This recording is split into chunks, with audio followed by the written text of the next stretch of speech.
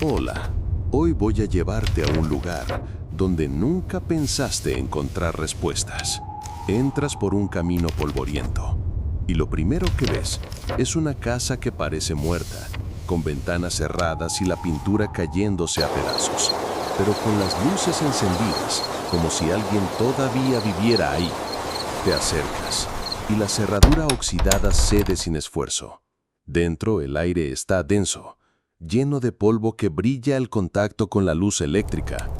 Una mesa de madera sostiene un archivo sin nombre, papeles amarillentos esparcidos alrededor como si alguien hubiera salido corriendo en mitad de una frase. Pero ten cuidado, al final de este viaje, puede que ya no veas la historia con los mismos ojos. Antes de sumergirnos en esta historia extraña, tómate un segundo para darle like al video y suscribirte, pero solo si las verdades olvidadas y los vacíos en la memoria te intrigan tanto como a mí. Déjame en los comentarios desde dónde y a qué hora estás viendo esto. Quiero saber en qué parte del mundo o más allá estás tú ahora. Ahora, respira, vacía tu mente y vamos a abrir las puertas de esas historias que nunca debieron ser enterradas. La primera hoja que rozas lleva una fecha, 17 de junio de 1973. Ningún encabezado, solo números y una firma ilegible. El papel huele a humedad y a algo más, como si hubiese sido rescatado de un sótano inundado. Al reverso, alguien garabateó una dirección. Callejón del Norte 27. Caminas con la vista por cada línea, pero te das cuenta de que no hay nombres, solo iniciales. R, M, G. Son letras sin contexto, trozos de identidades suspendidas en un limbo. El silencio de la casa se rompe con un zumbido eléctrico. Las lámparas titilan y por un instante tienes la impresión de que las paredes respiran contigo. Al fondo, un marco colgado torcido sostiene una fotografía. Una familia frente a esta misma casa, pero los rostros están cubiertos con manchas de tinta. Solo la silueta de una niña permanece intacta, como si alguien se hubiese empeñado en preservar su recuerdo y borrar a los demás.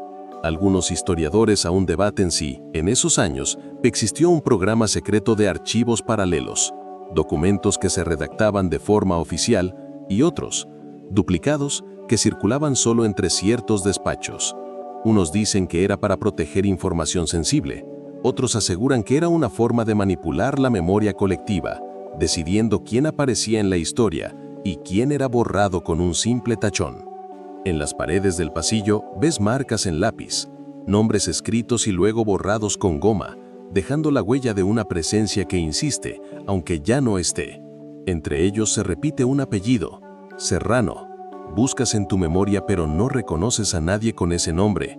Y sin embargo, algo en ti dice que sí lo escuchaste antes, quizá en una conversación olvidada, quizá en una nota al pie que pasaste por alto. Te acercas al escritorio. Ahí descansa un envolto sellado con cera quebrada. No lleva remitente, tampoco destinatario. Lo abres con cuidado y dentro hay una nota breve. El archivo no pertenece a nadie, pero todos estamos dentro de él. El trazo de la letra es nervioso, como escrito bajo presión. Te preguntas si no será solo una farsa, un intento de dramatizar un olvido. Pero recuerdas un caso muy concreto. En 1951, un pequeño pueblo al norte del país denunció que, de la noche a la mañana, su registro civil completo había desaparecido. Actas de nacimiento, matrimonio y defunción. Todo se esfumó. El lugar aún existe, pero oficialmente nadie allí tiene pasado. Para el gobierno, es un asentamiento reciente, aunque los ancianos hablen de generaciones vividas en esas tierras. La teoría popular dice que alguien se llevó los archivos para ocultar una masacre. Otros sostienen que se trató de un error administrativo, aunque un error que duró más de 70 años parece difícil de justificar. Lo cierto es que el pueblo entero se volvió invisible en los papeles, aunque sus habitantes siguieron viviendo, resistiendo, contando la historia a quien quisiera escuchar. Miras de nuevo la fotografía en la pared. La niña de vestido claro, con los demás rostros manchados, parece mirarte directo a los ojos. Hay un eco en el aire, como un murmullo ahogado que no logras descifrar. Cierras los ojos un momento y lo único que escuchas es tu propia respiración. Un cajón se abre con dificultad. la madera hinchada por la humedad. Dentro, encuentras un cuaderno de tapas negras. En las primeras páginas, listas interminables de nombres y números, pero muchos están tachados con una X roja. En la última página, una frase corta. Aquí empieza la historia que nunca terminó. Y allí, justo al pie de la página, una mancha oscura, que parece sangre antigua, oxidada en el papel. Te quedas en silencio, tratando de decidir si seguir leyendo o salir corriendo de la casa. La lámpara parpadea otra vez, y en esa breve oscuridad, juras escuchar pasos en el piso superior. El archivo sobre la mesa parece esperar. El sobre que encontraste pesa más de lo que debería. El papel es grueso, amarillento, con olor a humedad mezclado con humo de tabaco. No tiene remitente, tampoco un destinatario, solo un sello desvaído que podría haber sido de alguna oficina estatal en los años 50. Lo abres con lentitud y dentro aparece una carta escrita con tinta corrida. Las palabras, aunque manchadas, dejan entrever una historia inquietante. Si lees esto, ya es demasiado tarde. El nombre ha sido borrado, pero las consecuencias permanecen. Nadie debe hablar del funcionario que desapareció en 1954. Te detienes. La fecha te vibra en la mente. 1954. Un año cargado de tensión política en varios países de América Latina. Un año en que las embajadas estuvieron llenas de susurros y listas negras. Algunos académicos sostienen que fue una época en que los gobiernos generaban dobles expedientes, uno público y otro secreto, como un reflejo distorsionado de la realidad. Y en esos documentos invisibles, ciertos nombres simplemente dejaban de existir. Doblas la carta y la acercas a la luz. Ves una firma apenas reconocible. H. Valdés. Intentas ubicarla en tu memoria, pero se desliza como arena entre los dedos. Te parece familiar, aunque nunca leíste nada sobre él en los libros de historia. Y ahí comienza la sospecha. Tal vez existió, tal vez fue alguien importante, pero su rastro se deshizo intencionalmente. El viento golpea contra las persianas cerradas de la casa y escuchas un golpeteo irregular, como si alguien pasara las manos por el cristal. Por un instante dudas si seguir, pero el archivo en la mesa con las hojas esparcidas te obliga a quedarte. Entre los papeles aparece una nota mecanografiada. Habla de un traslado forzoso de varios empleados del Ministerio de Transportes. Todos fueron reasignados el mismo día, a lugares distintos, y nunca más hubo mención de ellos. Al margen, escrito a mano, se repite un nombre: Héctor V. Algunos historiadores aún debaten si estos traslados eran estrategias de encubrimiento, mover personas clave para que su testimonio se diluyera. Otros aseguran que nunca existieron esos empleados, que fueron inventados para justificar recursos desaparecidos. Pero lo extraño es que la carta parece escrita por alguien que conocía personalmente al hombre borrado, alguien que temía por lo que sabía. El silencio de la casa se corta con un crujido de madera. Subes la mirada hacia el techo. El polvo cae en pequeños hilos, como si alguien caminara en el piso superior. Te quedas inmóvil, el sobre todavía en tu mano. Vuelves al documento.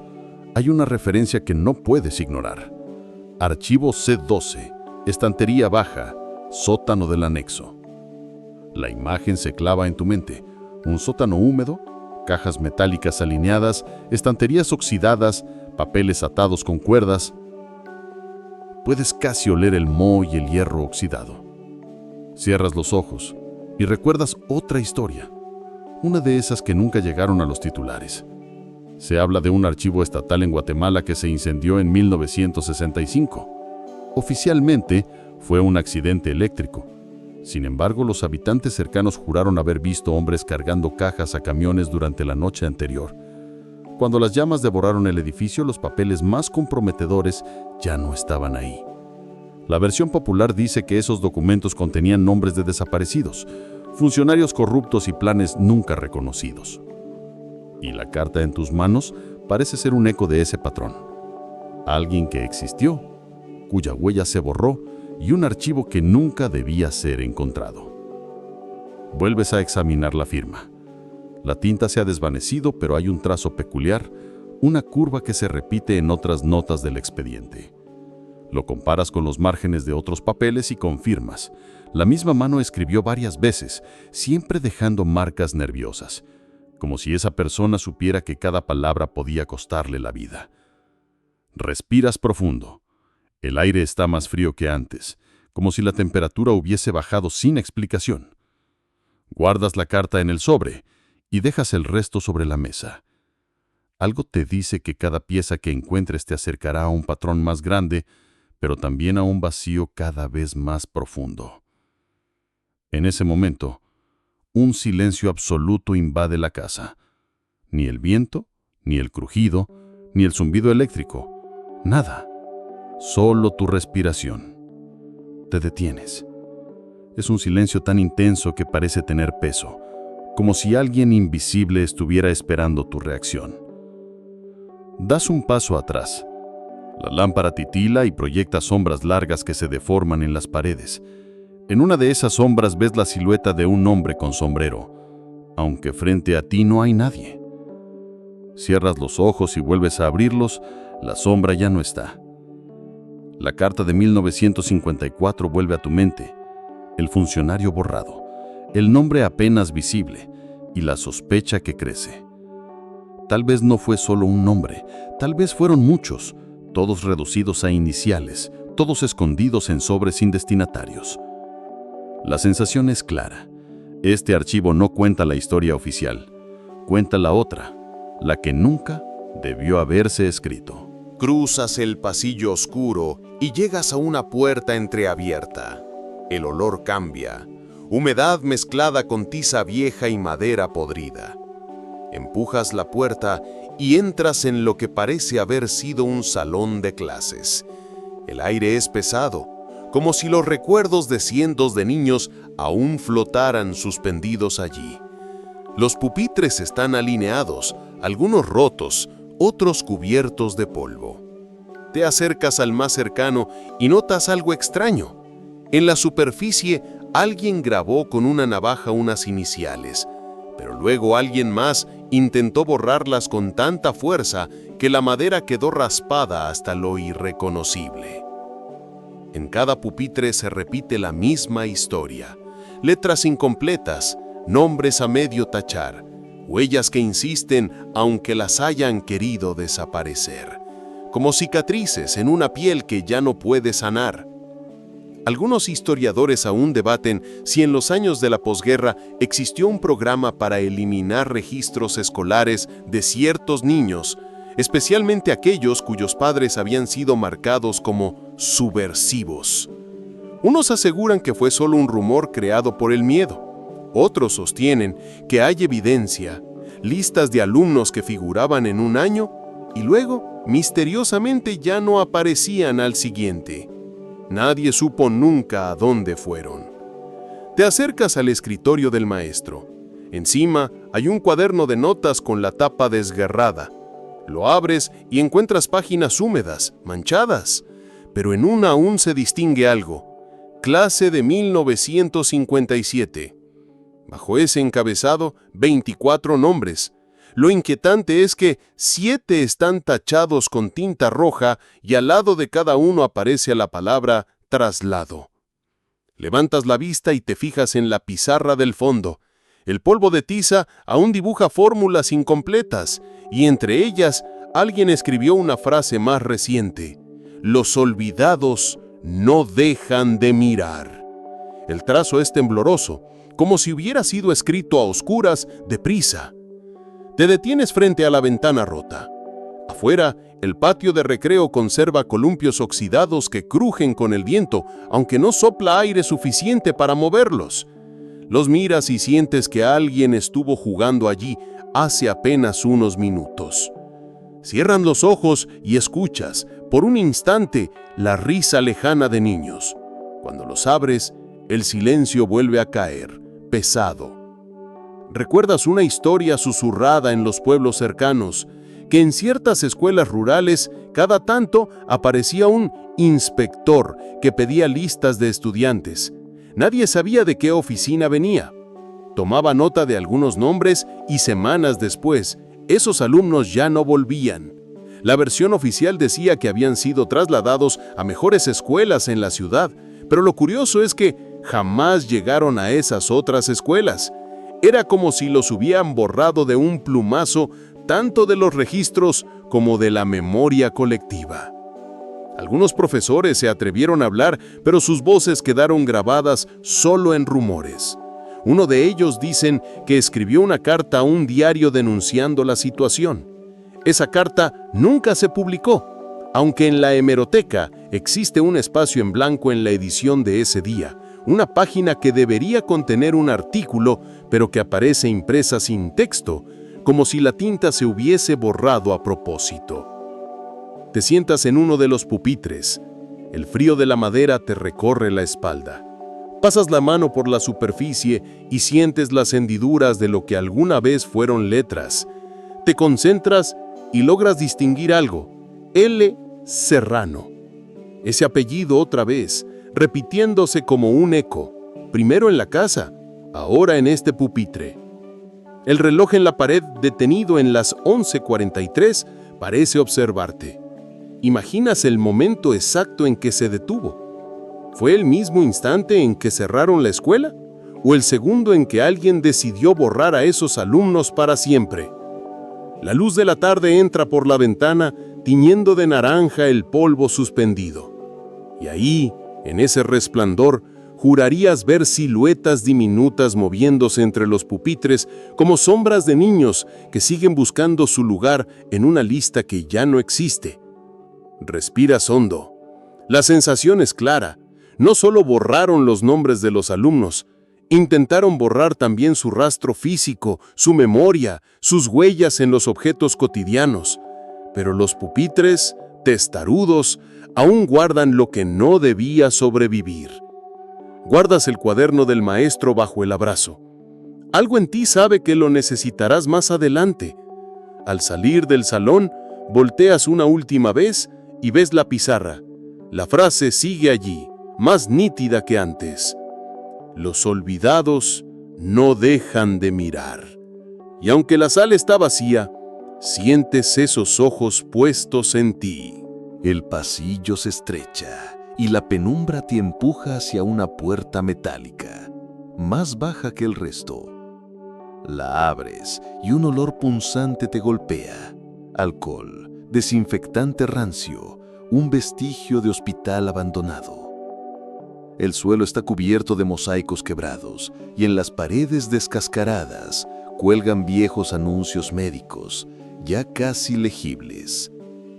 En el centro de la sala, sobre una mesa oxidada, descansa una carpeta gruesa marcada con tinta negra. Expediente 178. La tomas con cuidado.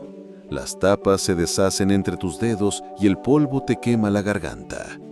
Dentro hay decenas de páginas arrancadas. El registro está incompleto, pero lo que queda basta para inquietarte. Nombre del paciente, en blanco. Edad, tachada. Diagnóstico, memoria residual disociativa. Las siguientes líneas son más perturbadoras. Sujeto seleccionado para ensayo de reprogramación. Observaciones, respuestas emocionales ausentes. Riesgo de fuga, alto. Sientes un escalofrío recorriéndote la espalda. El expediente no habla de un enfermo común, sino de alguien sometido a un programa experimental. Algunos historiadores aún debaten si, durante los años 60, existieron en secreto proyectos de manipulación psicológica, ocultos bajo el nombre de tratamientos. Hay registros dispersos de clínicas estatales donde se aplicaban terapias de choque y privación sensorial. Oficialmente, se trataba de avances médicos. Extraoficialmente, eran ensayos para controlar la mente y borrar recuerdos. Vuelves a leer una de las notas al margen. El médico escribió con tinta azul: paciente reitera un nombre en sueños. Serrano. Otra vez ese apellido, apareciendo en lugares imposibles de conectar. Primero en la casa, luego en los pupitres, ahora en un archivo clínico. Giras la página y encuentras gráficos de ondas cerebrales. La línea se interrumpe bruscamente, como si alguien hubiera apagado la máquina o arrancado el cable. La siguiente página contiene solo una palabra escrita a mano: borrado. El trazo es firme, sin duda ni titubeo. Te acercas a una camilla abandonada al fondo de la sala. Las correas de cuero aún están sujetas, endurecidas por el tiempo. Te imaginas al paciente 178 allí, mirando el techo blanco mientras los médicos anotaban cada reacción. El silencio pesa. Respiras y cierras los ojos un instante. En ese momento escuchas un sonido leve, un murmullo apenas audible, como si alguien recitara números detrás de la pared. Abres los ojos, pero no hay nadie. Recuerdas un caso concreto. En Canadá, a mediados de los 50, se descubrieron experimentos psiquiátricos financiados por programas militares. Pacientes internados por depresiones leves fueron sometidos a sesiones de electrochoques y drogas experimentales, perdiendo la memoria de su propia identidad. La controversia aún persiste. ¿Eran simples víctimas o sujetos seleccionados por alguna razón oculta? El expediente 178 parece un eco de esas prácticas, pero aquí la historia nunca fue contada. Ningún medio habló de esta clínica, ningún libro recogió su nombre. El documento intenta borrarse a sí mismo, con sus páginas faltantes, con sus tachaduras desesperadas. Te fijas en una fotografía pegada con un clip. Es borrosa, en blanco y negro. Un niño joven con la mirada perdida, sentado en la camilla. El rostro está parcialmente arrancado, como si alguien lo hubiese rasgado con rabia. Pero el torso sigue ahí, y en el bolsillo de su bata se lee cosido un número: 178. Guarda silencio. El aire se siente más frío, como si la temperatura hubiera caído de golpe. No sabes si es sugestión o si realmente alguien más respira contigo en la sala. Cierras la carpeta, pero en el reverso de la tapa alguien escribió con lápiz: el que pierde su memoria, pierde su voz. El que pierde su voz, nunca existió. Miras alrededor y todo parece moverse levemente, como si las paredes respiraran. Te apoyas en la mesa para recuperar equilibrio. Una lámpara colgante, rota, oscila con un movimiento invisible, proyectando sombras largas que se estiran hasta cubrir los rincones. Piensas en el paciente 178. Tal vez no fue el único. Tal vez hubo cientos de carpetas numeradas, todas con historias similares, todas con nombres tachados, con recuerdos suprimidos. Pero esta es la única que sobrevivió. Y al sobrevivir, exige ser leída. Te preguntas si de alguna manera tú también has olvidado cosas que nunca debiste olvidar. ¿Qué recuerdos tuyos han sido borrados? ¿Qué huecos aceptas sin cuestionar? La idea se adhiere como una mancha en tu mente. Un ruido seco interrumpe tus pensamientos. Un cuaderno cae al suelo desde una estantería. Te acercas y lo recoges. Dentro hay notas médicas, garabateadas a mano. Entre ellas una frase que hiela la sangre. 178 recuerda más de lo que debería. Actuar pronto.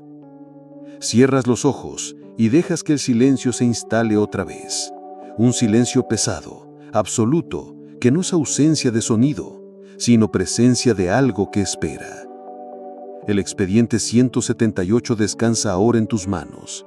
No sabes si abrirlo de nuevo o esconderlo para siempre, pero intuyes que esta carpeta no solo guarda la historia de un paciente, guarda la clave de todos los archivos que aún esperan. El corredor de la clínica desemboca en una sala más amplia, con mapas amarillentos colgando de las paredes. Te acercas a uno de ellos y enseguida notas algo que no encaja. Las líneas de frontera no coinciden con ningún mapa que recuerdes. Ríos dibujados donde nunca existieron. Pueblos marcados con puntos rojos que en la actualidad no aparecen en ningún registro. El papel cruje al tacto, como si protestara por ser tocado después de tantos años. La esquina inferior lleva la fecha, 1939. Ese año resuena con fuerza, tensiones en Europa, movimientos de refugiados, pactos y traiciones. Pero este mapa no habla de Europa, muestra un territorio que debería reconocerse fácilmente. Sin embargo, está plagado de nombres que hoy no existen. San Aurelio, Puerta de Mármol, Valle de Serrano. Ese apellido otra vez, clavándose como un alfiler en la memoria. Algunos historiadores aún debaten si existió un plan secreto de reordenamiento territorial durante la primera mitad del siglo XX. Una teoría sostiene que algunos gobiernos fabricaban mapas falsos para justificar apropiaciones de tierras. Otros aseguran que eran simples ejercicios de cartografía militar. Pero lo inquietante es la cantidad de aldeas que aparecen en este mapa y que jamás han sido reconocidas oficialmente, como si se hubieran tragado a sus habitantes junto con sus nombres. Te acercas más. Ves un trazo grueso, casi infantil, rodeando un área marcada como Colonia 12. En el margen, con lápiz, alguien escribió: desplazamiento total, archivos sellados. El grafito aún brilla bajo la luz mortecina de la bombilla.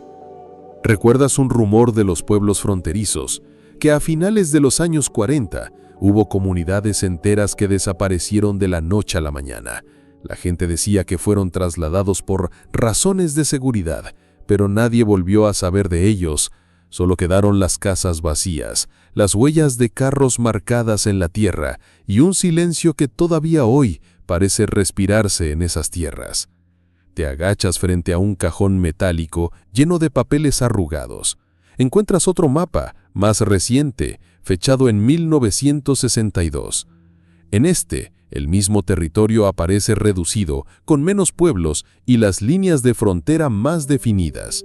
Donde antes estaba Valle de Serrano, ahora hay un espacio en blanco, solo una mancha gris.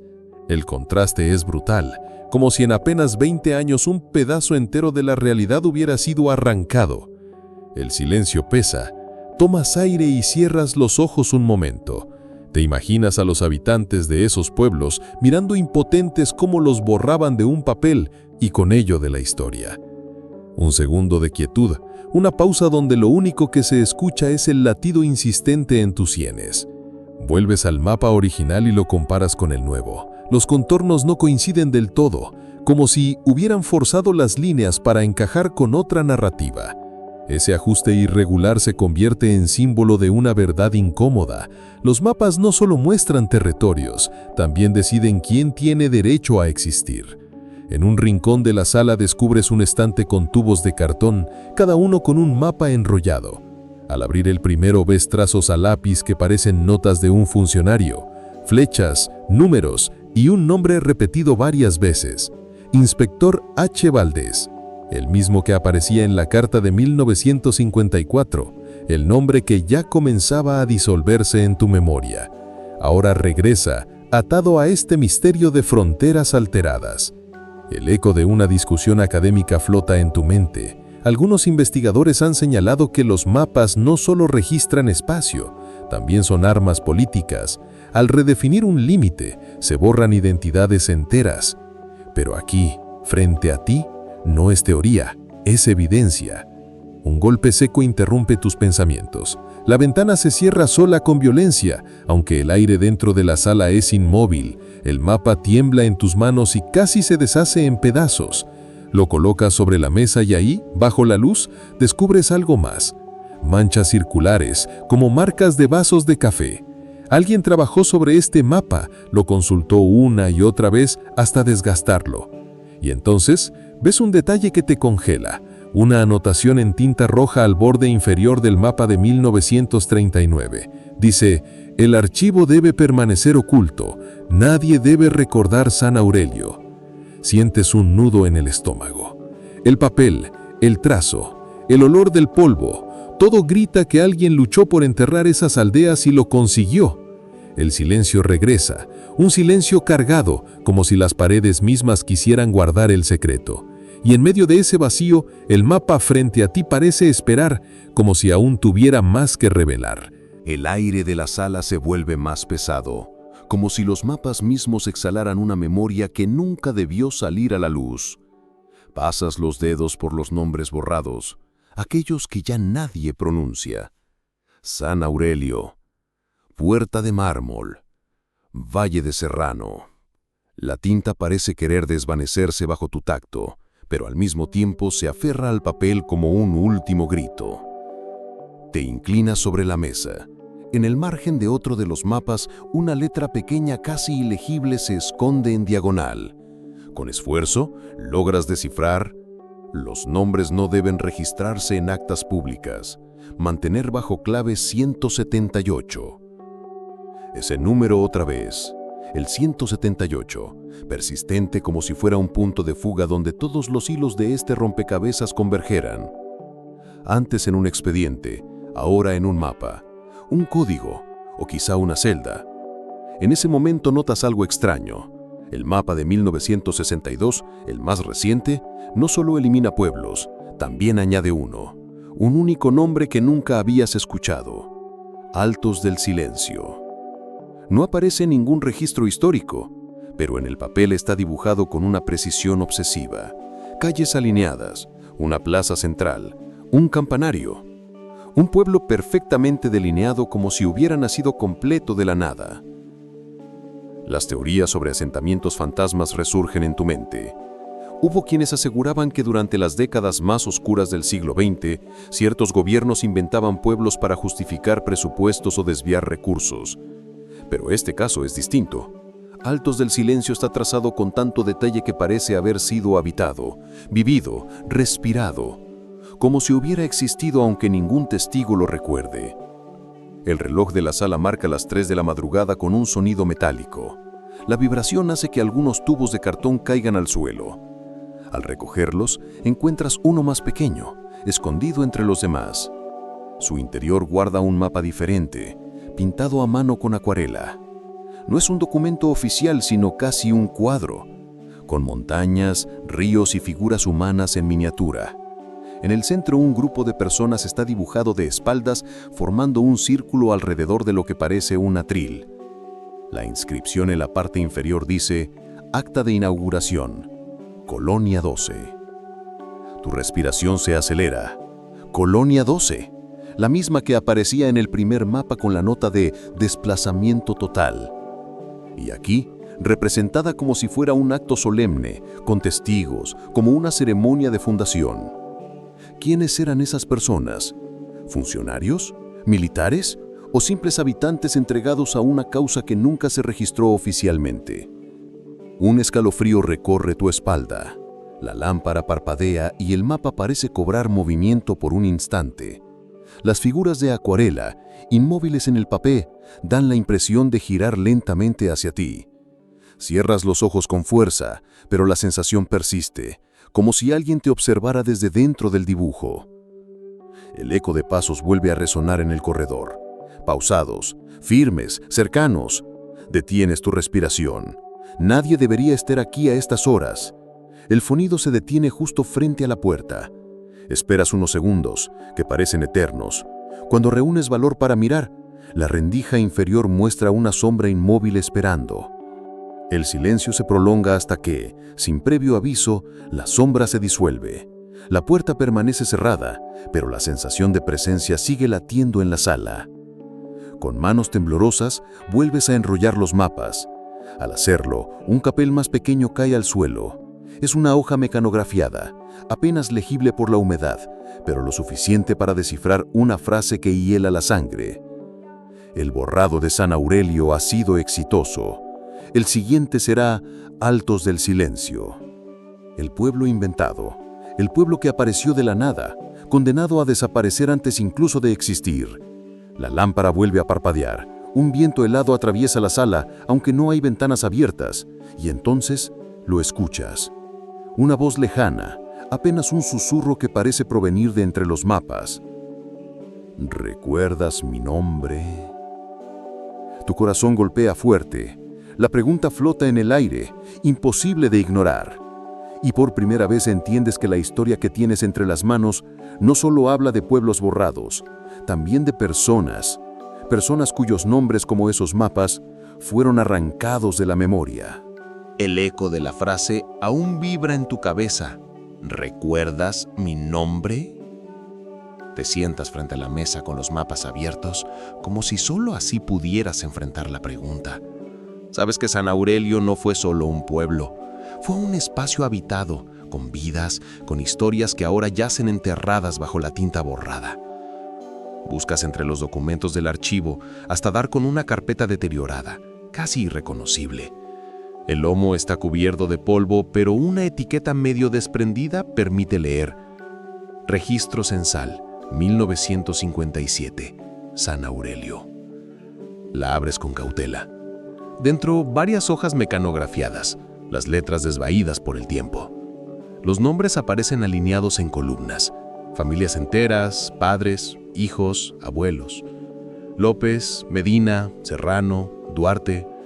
Apellidos comunes, corrientes, de cualquier pueblo.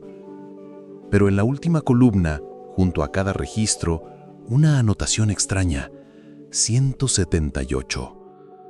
Lo primero que piensas es que se trata de un número de identificación o de un código censal. Sin embargo, hay algo inquietante. Aparece en cada uno de los registros, como si la población entera de San Aurelio hubiera sido clasificada bajo un mismo código, borrando cualquier distinción individual.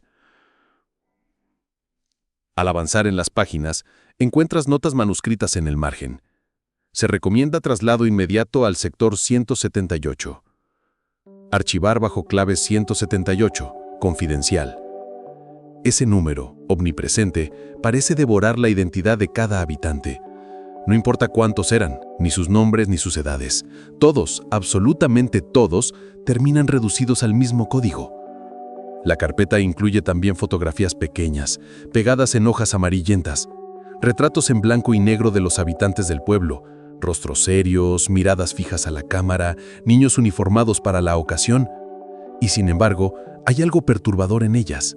Cada foto está marcada con un sello rectangular que oculta parcialmente los ojos. En el sello, siempre la misma inscripción: 178.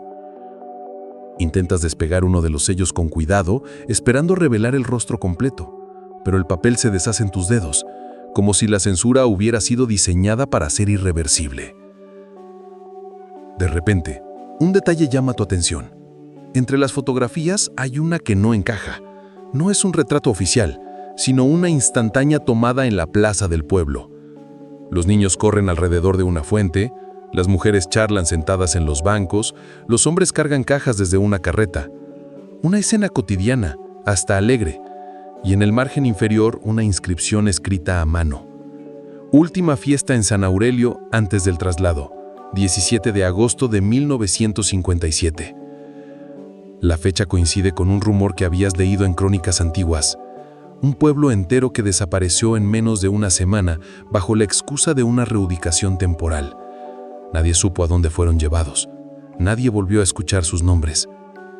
Pero el vínculo con el 178 se vuelve más inquietante cuando hojeas el último documento de la carpeta, una lista mecanografiada con solo 10 palabras. Sujetos: San Aurelio. Estado: reasignados.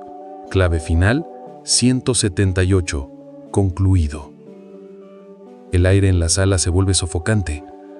Comprendes que 178 no es solo un número, es un destino, una etiqueta que se imponía a personas y lugares para condenarlos al olvido. Tu mente regresa al mapa con el pueblo inventado, Altos del Silencio. ¿Era un sustituto de San Aurelio? ¿Una creación para borrar lo anterior? O peor aún, era el lugar donde los habitantes fueron obligados a rehacer sus vidas bajo otra identidad, como si nunca hubieran existido en su forma original. Cierras los ojos un momento, y entonces la voz regresa, más clara que antes, justo detrás de ti. Yo también era del 178. Te giras de golpe, pero la sala está vacía. Solo los mapas, los documentos y las fotos selladas con ese número maldito. Un pensamiento te sacude. Si el 178 era un código de reasignación, ¿qué pasaría si no solo afectaba a pueblos olvidados, sino también a individuos, incluso a ti? La carpeta del censo de San Aurelio queda abierta sobre la mesa, como una herida expuesta. El eco de la voz, yo también era del 178, se cuela en tus pensamientos con la insistencia de algo que no pide permiso para existir. Te levantas y vuelves al mapa, ese en el que aparece el pueblo inventado. Altos del Silencio. Una tinta más fresca, un trazo menos firme. Como si hubiera sido añadido después para cubrir un vacío. Lo comparas con las coordenadas de San Aurelio que figuran en los registros y la coincidencia es brutal. Altos del Silencio se alza exactamente en el mismo punto donde el censo ubicaba a San Aurelio. No es un pueblo distinto, es el mismo lugar, rebautizado. La sospecha se transforma en certeza cuando localizas en la carpeta un documento adicional, más moderno, fechado en los años 70, un memorándum confidencial, encabezado con el sello del Ministerio del Interior. Proyecto de reasignación 178. La comunidad reasentada deberá responder únicamente al nuevo topónimo. Toda referencia al lugar previo queda prohibida en documentos oficiales, comunicaciones y correspondencias personales. Cualquier infracción será sancionada como intento de subversión. El olvido es obligatorio. La frase final, el olvido es obligatorio, retumba como una sentencia. San Aurelio no solo desapareció, fue transformado, forzado a olvidar lo que era, y sus habitantes, despojados de su identidad original, se convirtieron en los habitantes de Altos del Silencio.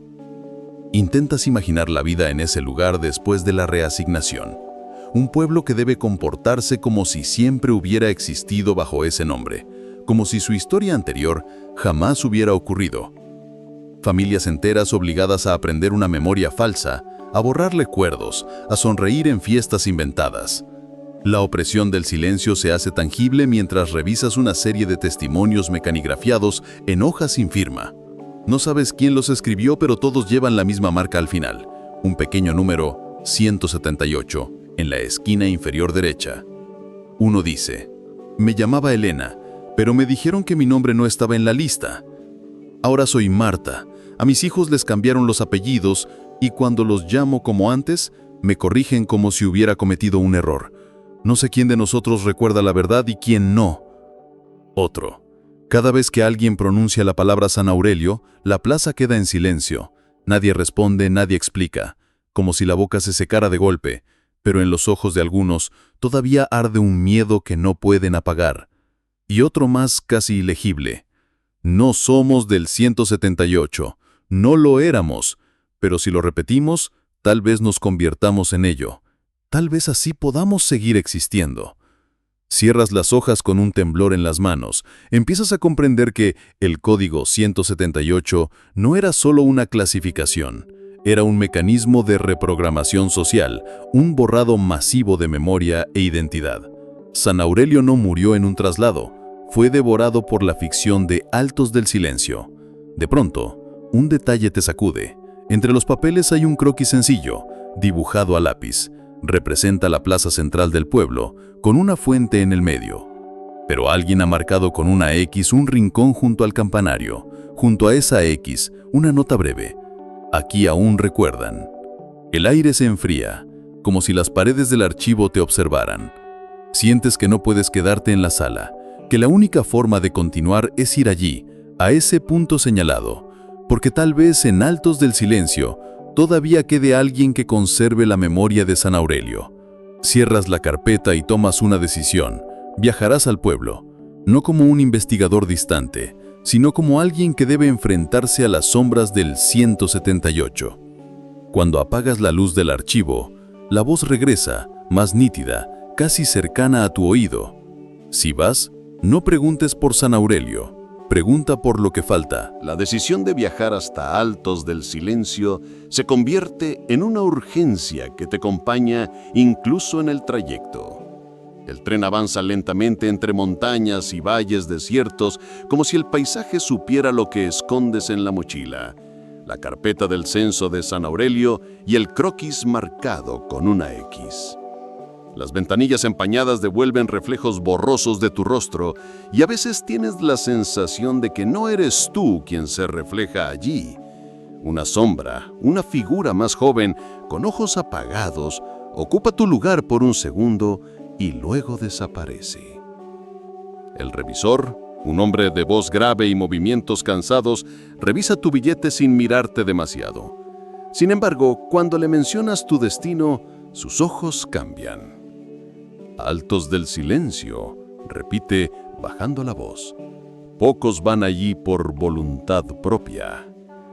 Después de un silencio incómodo, agrega: si alguien le pregunta, diga que va a visitar a un familiar, no diga que va a investigar. No preguntas nada más. El consejo tiene el peso de una advertencia. El pueblo aparece tras una curva larga en un valle estrecho rodeado de colinas. Desde la distancia parece inofensivo. Casas encaladas, techos de tejas oscuras, una plaza pequeña con un campanario que sobresale. Todo ordenado, todo demasiado normal. Pero conforme te acercas percibes una quietud que no encaja. No es el silencio natural de un lugar apartado, es un silencio que se siente impuesto, vigilado. En la plaza un grupo de ancianos está sentado en bancos de piedra. Conversan en murmullos breves, apenas audibles, y al notar tu presencia las palabras se evaporan en el aire. Te observan con un gesto que no es hostilidad, pero tampoco hospitalidad. Es como si intentaran medir de inmediato si perteneces o no al lugar. El campanario domina la plaza, y ahí, justo donde el croquis había marcado la X, hay un muro lateral con una grieta profunda. Unos niños juegan cerca, pero ninguno se atreve a tocar las piedras del muro. Las evitan, como si algo invisible las protegiera. Te acercas despacio. La grieta parece una cicatriz en la piedra y entre sus bordes alguien ha escrito con carbón una palabra: Aurelio. El nombre está medio borrado como si alguien lo hubiera intentado limpiar. Sin embargo, sigue ahí, resistiendo. Una de las ancianas del banco se levanta y se acerca. Su rostro está surcado de arrugas profundas y sus ojos son de un gris casi traslúcido. Habla en un susurro. Nadie escribe eso aquí. Nadie, salvo quienes recuerdan. La mujer te mira con detenimiento, como reconociendo algo en ti. Entonces dice una frase que te congela. Usted tiene la misma mirada que tenían ellos, los que fueron del 178. No alcanzas a responder. Ella se gira lentamente y empieza a caminar hacia una calle lateral. Antes de doblar la esquina se detiene y añade: si quiere respuestas, no las busque en la plaza. Venga esta noche cuando el campanario dé la última campanada. El pueblo vuelve a su calma inmutable, como si nada hubiera ocurrido. Los niños siguen jugando. Los ancianos retoman sus murmullos. El sol comienza a caer detrás de las colinas y el aire se vuelve aún más frío. Te quedas frente al muro, con la palabra prohibida grabada en la piedra, y entiendes que la verdadera historia de San Aurelio no se esconde en los archivos. Late todavía en las sombras de altos del silencio. El sol desaparece tras las colinas, y con él se extinguen los murmullos en la plaza. Los ancianos se dispersan lentamente. Los niños entran en sus casas, y el pueblo entero parece sellar sus puertas al mismo tiempo, como si un reloj invisible dictara una norma silenciosa. Te quedas solo, con la sensación de ser el único que no conoce las reglas del lugar. Las calles se vuelven laberintos de piedra húmeda. La luz mortecina de los faroles apenas ilumina los muros encalados, y en cada esquina tienes la impresión de que alguien te sigue, con pasos suaves que se desvanecen cuando te detienes. Decides recorrer el pueblo sin rumbo fijo, con la carpeta del censo bien guardada en la mochila. En una calle estrecha, encuentras una puerta vieja entreabierta. Desde el interior, un olor a papel húmedo te detiene. Entras con cautela. El cuarto está vacío salvo por una estantería rota. Sobre ella, unos fragmentos de papeles se deshacen al tacto, pero logras leer un trozo de palabra, escrita con tinta azul. 178. Un crujido a tu espalda te obliga a girarte. La puerta se ha cerrado sola. El aire se ha vuelto más denso y aunque no hay nadie, sientes una presencia vigilante. Sales rápidamente dejando el papel donde estaba. Sigues caminando hacia las afueras del pueblo.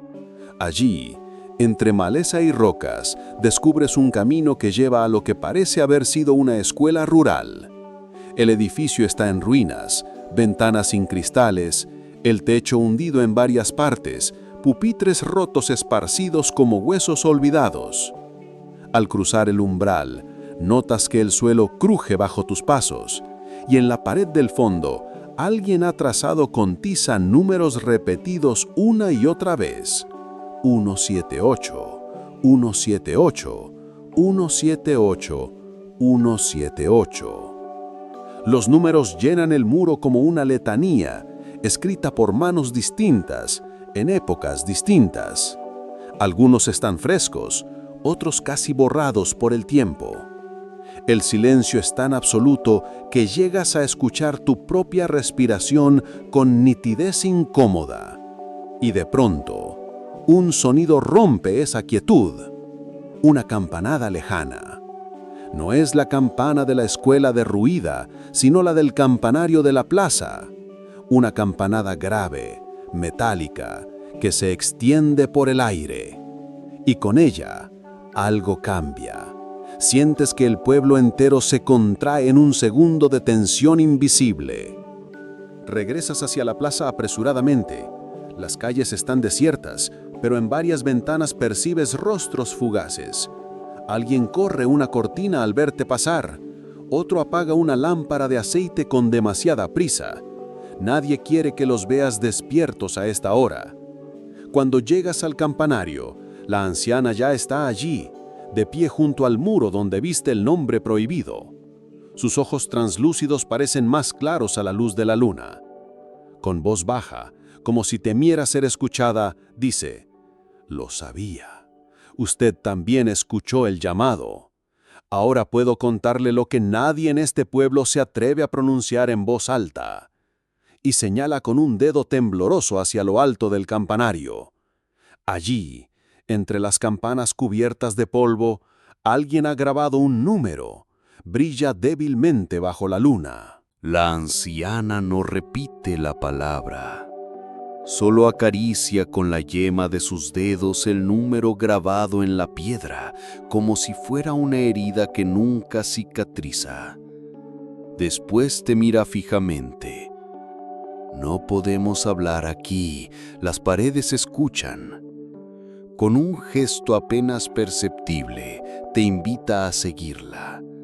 Sus pasos son lentos pero firmes, guiándote por una calle lateral que desciende hacia el borde del pueblo. Ninguna lámpara ilumina el trayecto. Avanzáis solo con la luz lechosa de la luna. Llegáis frente a una pequeña capilla abandonada, de muros agrietados y techo hundido. La puerta chirría al empujarla, revelando bancos cubiertos de polvo. El aire es pesado, cargado de humedad y cera rancia. Aquí ya nadie reza, susurra, pero debajo aún permanece aquello que nunca debió guardarse.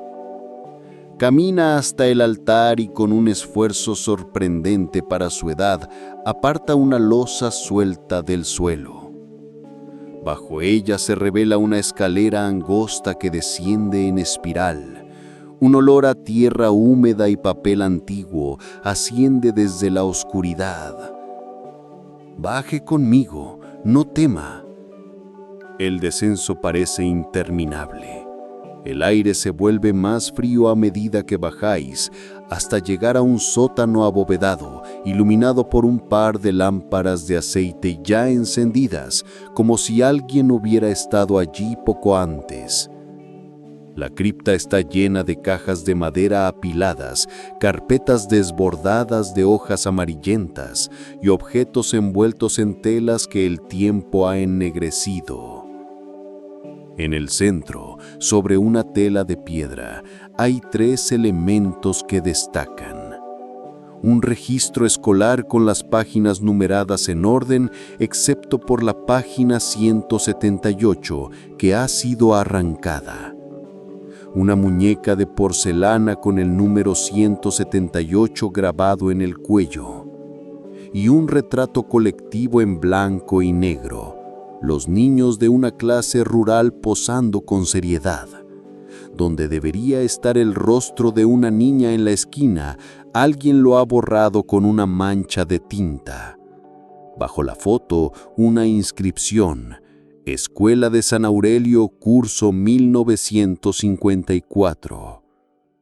La anciana acaricia la muñeca como si fuera un objeto sagrado y murmura: los que vivían aquí antes de nosotros sabían, pero eligieron callar. Los nombres se borraron, los rostros se mancharon, y aún así el número quedó. Se inclina hacia ti y en un tono más grave añade: todo aquel que llega a altos del silencio encuentra tarde o temprano el 178, y no todos sobreviven al descubrimiento de lo que significa. Levanta la vista hacia el retrato manchado y por un instante te parece ver que la mancha de tinta palpita, como si debajo aún hubiera un rostro que lucha por salir a la superficie. La anciana respira hondo, como si cada palabra que está a punto de pronunciar cargara décadas de peso. Sus manos tiemblan sobre la muñeca, pero no la suelta. Esa niña, la que falta en la fotografía, no era como las demás, dice con voz quebrada. Tenía un nombre, como todos, pero aquí solo la llamaban la 178. Señala el registro escolar abierto sobre la mesa de piedra. Mire bien, las páginas van una tras otra, 176, 177 y luego el vacío. Esa hoja arrancada era su ficha. Nadie sabe quién la quitó, o quizás sí, y prefieren no recordarlo. Su mirada se nubla por un momento, como si una imagen del pasado se le cruzara en la mente. 178 no nació en San Aurelio. La trajeron de fuera, en circunstancias que nunca se contaron. Algunos decían que era hija de una familia que desapareció en un incendio, otros que provenía de un instituto psiquiátrico cercano donde hubo experimentos. Su voz se apaga, luego retoma más firme. Lo cierto es que ella no debía existir.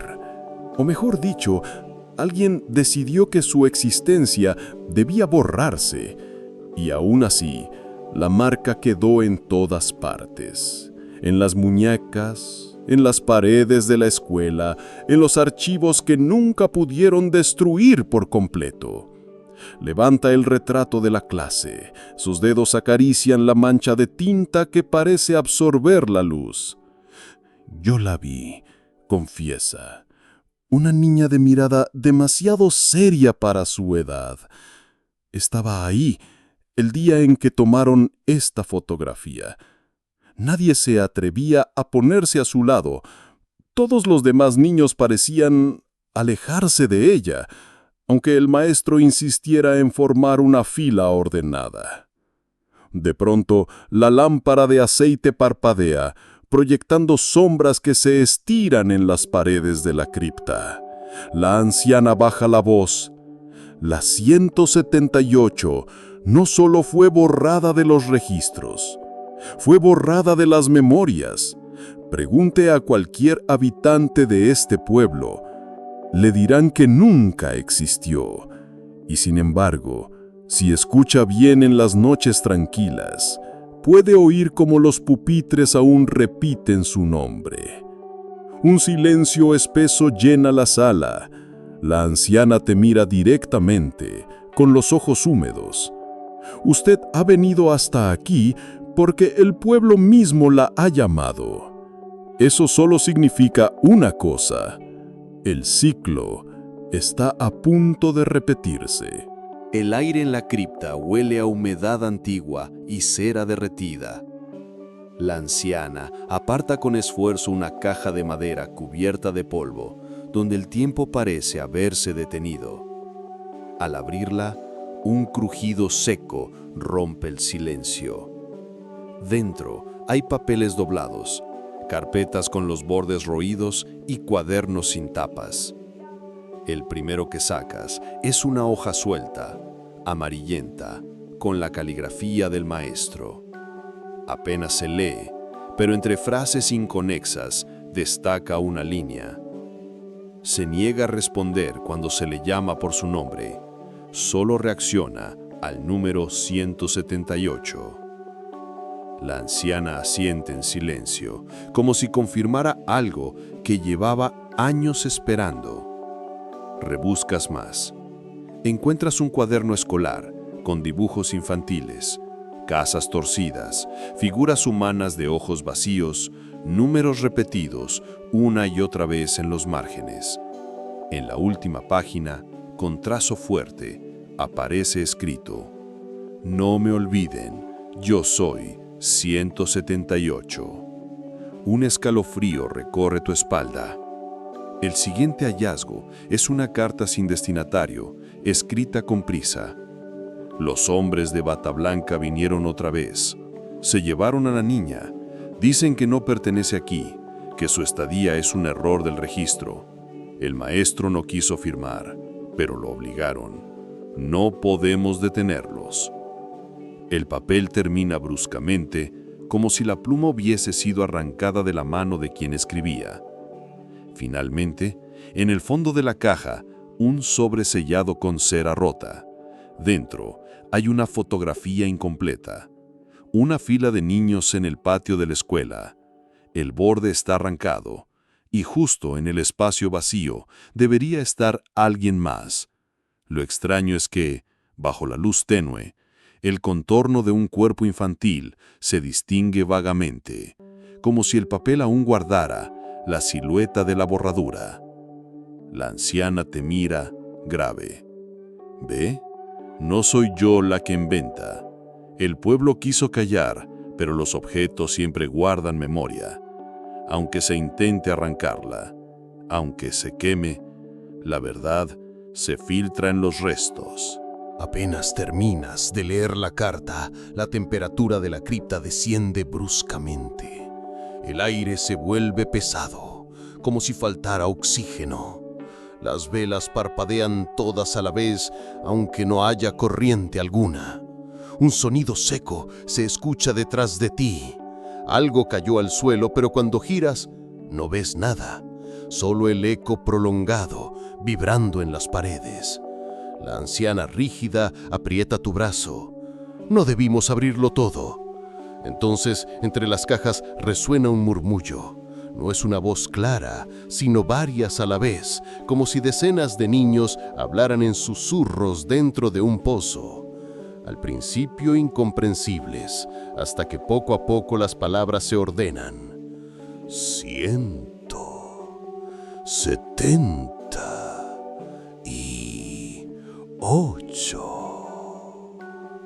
Las letras gotean en tu oído como si vinieran desde muy cerca, aunque no hay nadie más allí. El sobre con la foto comienza a vibrar en tu mano. La imagen se oscurece y en la zona arrancada surge una sombra difusa, un rostro infantil que parece intentar emerger del papel. No puedes distinguir sus facciones, solo los ojos, vacíos, pero fijos en ti. De pronto, las cajas se mueven por sí solas, como empujadas desde dentro.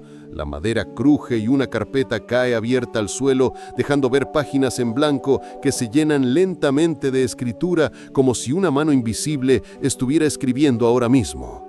La anciana retrocede con voz quebrada. No es recuerdo lo que has tocado, es la grieta, y cuando la grieta se abre, ellos vuelven. Un viento helado recorre la cripta, apagando casi todas las velas. En la penumbra, solo queda la sensación de que no están solos y que aquello que fue borrado lucha desesperadamente por regresar. El murmullo de voces se interrumpe de golpe, como si un mismo silencio hubiera tragado todas las palabras. Solo queda un sonido, el lento arrastre de pasos diminutos sobre la piedra húmeda de la cripta. La anciana se lleva las manos al rostro. ¡Ya está aquí! Frente a ti, entre dos columnas de ladrillo, una silueta infantil comienza a perfilarse. No camina, parece más bien surgir de la penumbra, despegándose del aire mismo. Su vestido está roto en los bordes, manchado como con hollín, y sus pies descalzos no hacen sombra sobre el suelo. La luz temblorosa de las velas apenas alcanza a mostrar un rostro velado, como si estuviera cubierto por una neblina imposible. Pero de entre esa bruma se marcan dos ojos muy claros, casi blancos, que te observan sin pestañear. No se oye respiración, no hay movimiento, hasta que su boca, apenas un trazo pálido, se abre. ¿Por qué me buscaron? Si nadie debía recordarme. Las palabras no parecen sonar en el aire, sino dentro de tu cabeza, quebrando cada pensamiento que intentas formar. El sobre que sostienes se quiebra en tus manos. De la foto sale un olor metálico, como sangre seca. La niña da un paso hacia ti. La neblina que la envuelve se expande, cubriendo las paredes con manchas oscuras. Por un instante ves imágenes superpuestas, pupitres alineados, un pizarrón lleno de nombres y una hoja arrancada de un registro escolar con el número 178 marcado en tinta roja. La anciana entre sollozos murmura: «No la mires demasiado. Si la reconoces del todo, ella volverá a ser». Pero la niña ignora su advertencia. Ahora extiende su mano hacia ti, pálida y temblorosa, con los dedos manchados de tinta negra que gotea como lágrimas. El aire se corta y comprendes que debes elegir: aceptar ese contacto y saber la verdad, o retroceder y mantener la grieta cerrada. La mano de la niña se acerca, temblorosa, envuelta en esa niebla negra que parece devorar la luz. Todo en ti clama por tocarla, la certeza de que ahí está la verdad, la respuesta que tanto has buscado. Pero al mismo tiempo, un instinto más antiguo, casi animal, te arrastra hacia atrás. Das un paso en retroceso. El aire frío te muerde la piel. La niña detiene su movimiento. Su expresión no cambia, aunque los ojos claros se ensombrecen, como si una tormenta se hubiera formado detrás de ellos. La neblina se agita, gira en espirales sobre las paredes y los documentos. Las velas parpadean hasta casi extinguirse. «Otra vez, me niegan», susurra, pero ahora su voz ya no habita tu mente, sino que resuena en toda la cripta, retumbando como un lamento antiguo. La anciana aprieta fuerte tu brazo, obligándote a bajar la mirada. Hiciste bien. Una vez que se le devuelve el lugar, ya nada puede borrarla. La silueta de la niña comienza a deshacerse, no como un desvanecimiento suave, sino como si estuviera siendo arrancada de la realidad. Su cuerpo se quiebra en fragmentos de humo, su rostro se diluye hasta convertirse en un hueco blanco, sin rasgos. Pero justo antes de desaparecer del todo, sus ojos se fijan en ti, un destello, una chispa, como si grabara tu rostro en su memoria. Después, solo queda silencio. El aire vuelve a sentirse pesado pero estable. Las paredes dejan de respirar, las manchas de niebla se evaporan. Los documentos en tus manos siguen ahí, húmedos, manchados, pero intactos. La anciana, aún temblando, rompe el silencio. Ya no se mostrará otra vez tan fácilmente, pero ahora ya sabe quién la recordó. Y en ese instante comprendes la condena, El misterio no se cerró, solo se transfirió. Ahora no es el pueblo quien la carga. Ahora es contigo, con quien la niña 178 tiene cuentas pendientes. San Aurelio nunca fue un pueblo muerto, sino un receptáculo de memorias amputadas. Lo que hallaste en la cripta, los expedientes, las cartas, las huellas del maestro, no solo probaba que la niña 178 existió, probaba que alguien, en algún momento, decidió borrarla con precisión quirúrgica. La anciana se quedó en las sombras, como si todo aquello fuese demasiado pesado para nombrarlo en voz alta. Tú saliste a la superficie con los papeles aún húmedos en las manos y con la sensación de que el aire del pueblo se había vuelto más ligero o tal vez más vigilante. La niña no obtuvo la restitución que buscaba, pero tampoco se extinguió del todo. Ahora camina en los bordes de tu memoria, reclamando espacio en cada sueño, en cada esquina oscura, donde el silencio se vuelve demasiado profundo. El código 178 ya no es un número olvidado en los registros, es una presencia, una advertencia, una deuda. San Aurelio seguirá en ruinas y sus casas vacías continuarán fingiendo abandono, pero en algún lugar, más allá de la lógica y del tiempo, la mirada de aquella niña sigue fija en ti, aguardando el instante en que decidas devolverle lo que el mundo entero intentó borrar. Y hasta entonces, la historia queda incompleta.